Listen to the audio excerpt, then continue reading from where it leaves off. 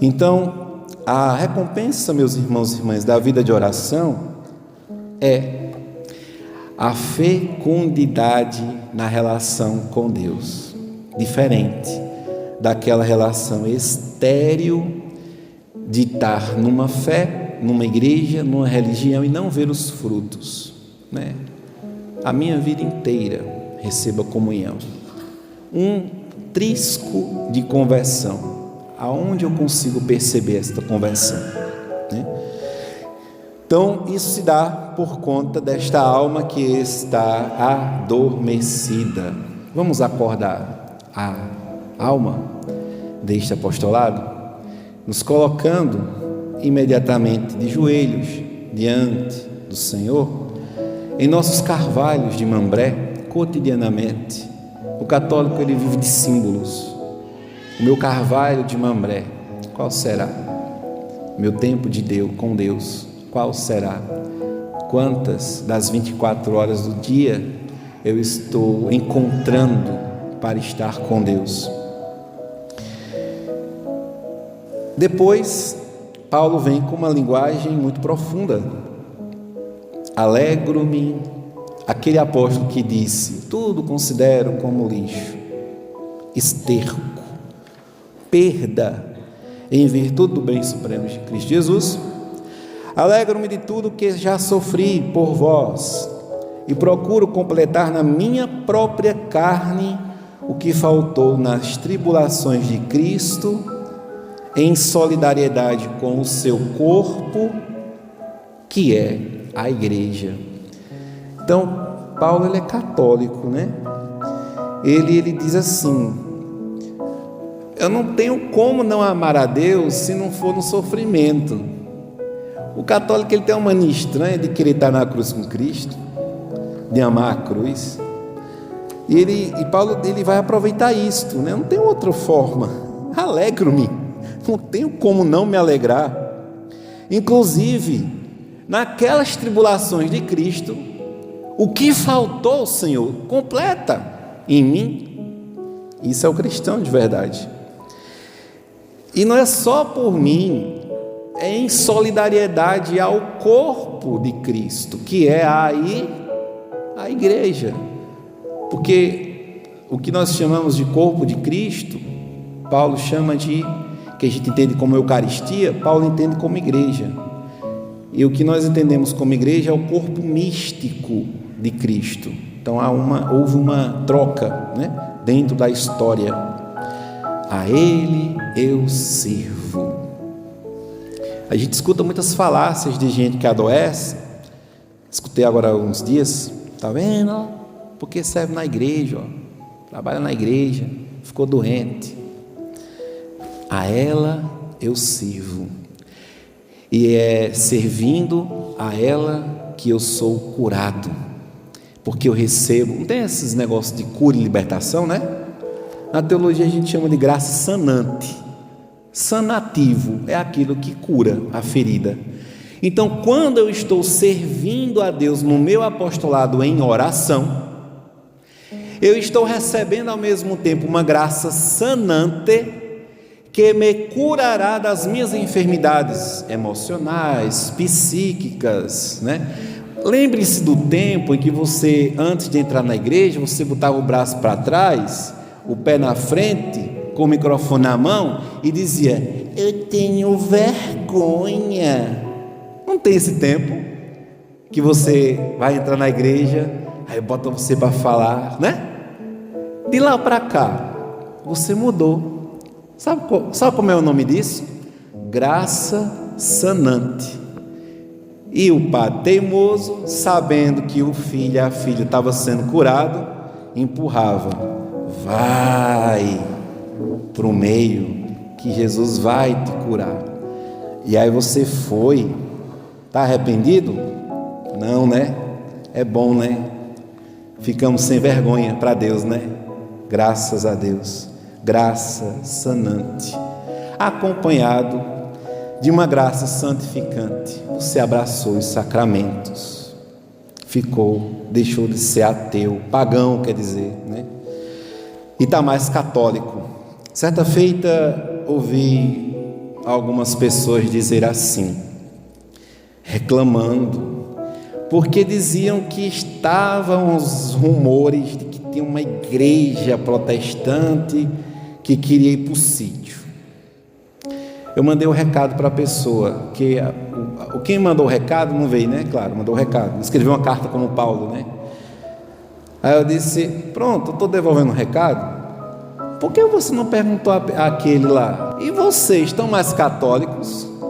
Porque aonde a comunidade está mais católica não tem brecha para o protestantismo, que é a igreja moderna. O protestantismo é a igreja da cadeira de plástico e do som, da caixa de som. Não tem altar do sacrifício. Tem um nome lá, Jesus, de inox. Caro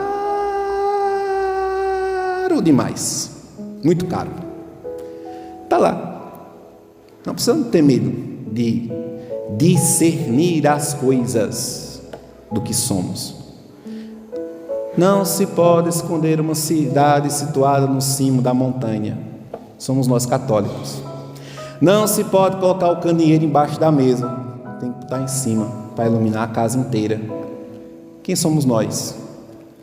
A cidade situada no cimo da montanha, que é Cristo. Deus nos fez luz.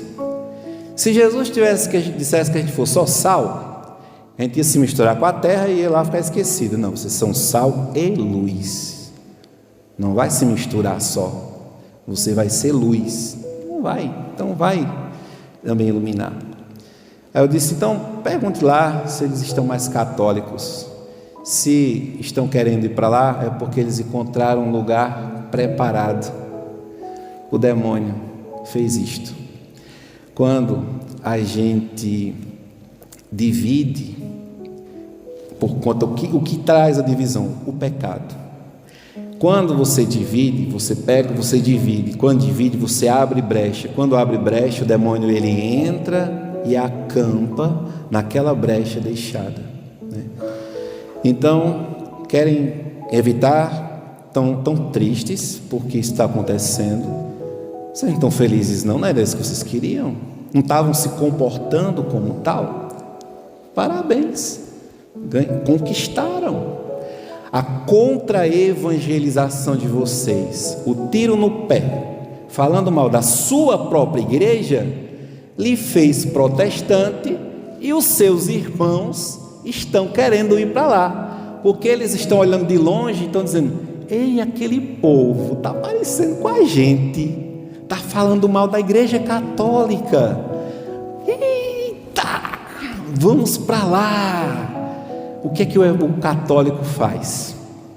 Ele vê um povo pagão, ele entra no meio deste povo e ele começa a discernir as coisas.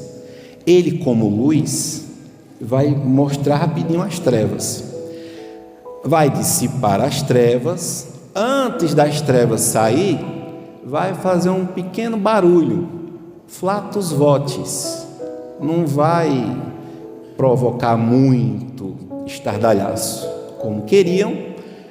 No final, aquela entrega, aquela vela se queimando no altar vai dar frutos. Temos que plantar. Os que plantam semente entre lágrimas ceifarão com alegria. Qual é a antífona da missa de hoje? Vamos lá, que além de a gente ter a memória ruim, quem me protege e me ampara é meu Deus.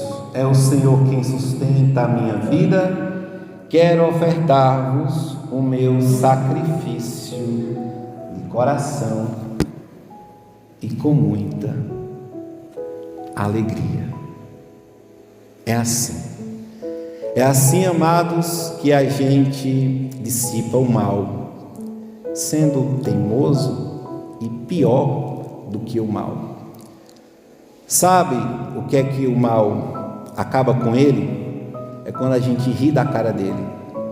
A gente olha para ele assim e a gente zomba. O demônio ele fica furioso quando a gente zomba dele. Acabou. Seu reinado acabou. Você não tem espaço aqui, né? Você não tem força aqui. Então, amados, para que, como igreja, nós vivamos esta alma do apostolado, é preciso, como Paulo aqui está meditando, trazer essa postura de oração em si. Continua Paulo: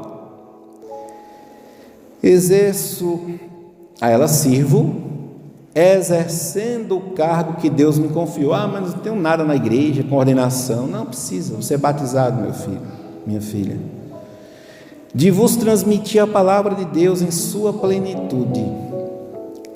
O mistério escondido nem Indiana Jones achou. Por séculos e gerações fora revelado aos seus santos. O tesouro, quem achou foram os santos. A estes Deus quis revelar. Então é por isso que cativa-nos tanto a vida dos santos, porque eles foram pequenos, teimosos, que estavam ali, insistentes na luta contra os três inimigos, a carne, o mundo e o demônio, e venceram o demônio, venceram a carne e o mundo, venceram o mundo, faltou a carne, e aí estamos no deserto, também lutando para vencer. Como é rico e glorioso entre as nações este mistério. Qual? A presença de Cristo em vós. A gente esquece de ver a presença de Cristo no irmão. A menina estava ali num tratamento, graças a Deus está bem, e falava para ela assim: veja, o mundo está tão ruim que as pessoas estão enterrando os outros como cachorro. Enterra hoje, esquece, amanhã morre mais um, morre mais um, morre mais um, vai morrendo. Estamos tão insensíveis que a morte para nós não é mais uma observação ontológica de quem eu serei na eternidade. Não, somos réis mortais, somos pecadores pequenininhos. Deus onipotente, o meu pecadinho não vai atingir Deus, vai não. Deus é onipotente, eu sou um réis mortal. Quem pensa assim são os pagãos.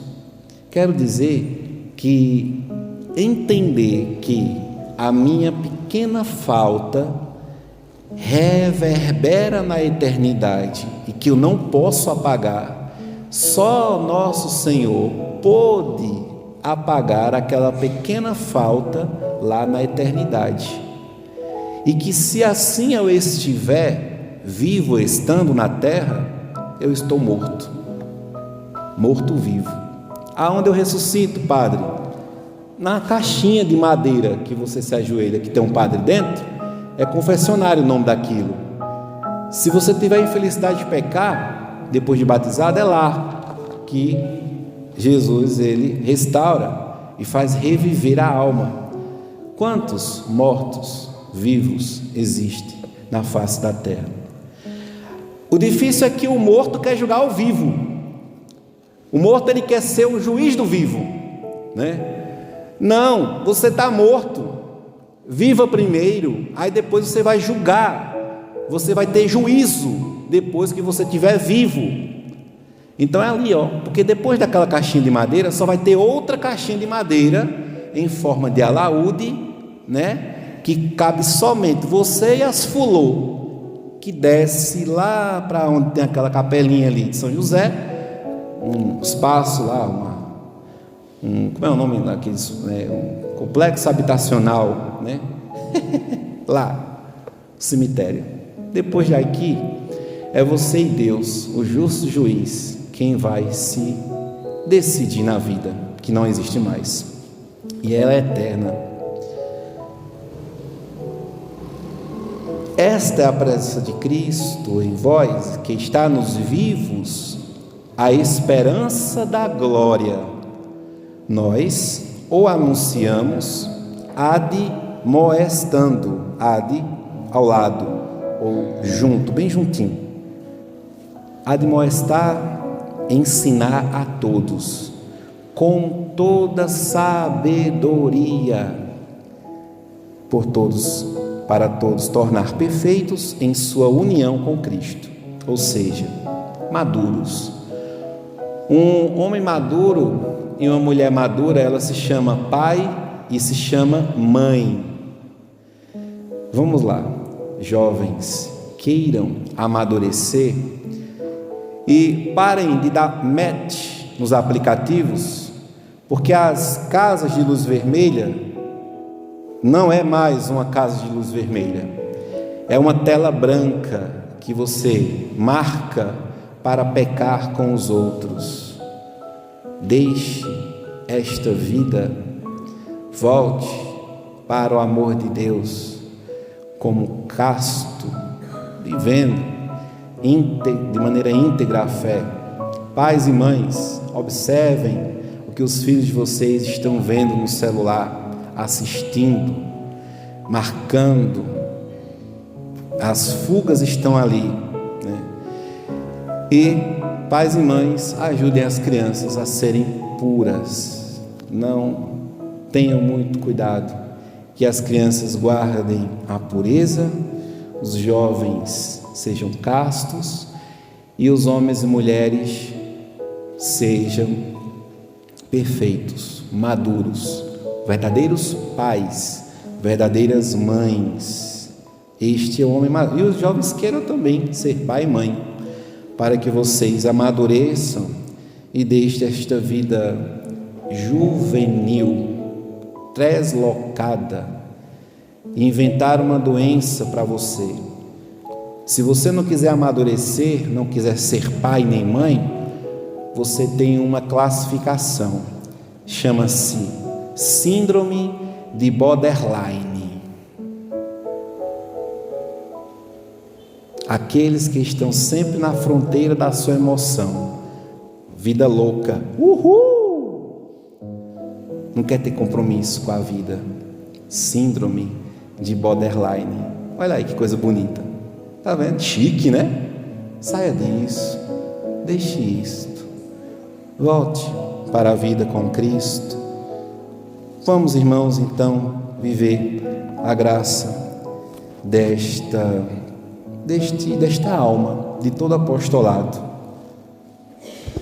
a prontidão de Marta e a intimidade e oração e abertura de Maria fará do nosso apostolado que ele ressuscite, que ele tenha uma alma, e a alma da igreja chama-se Espírito Santo de Deus. Vamos lá. Glória ao Pai, ao Filho e ao Espírito Santo,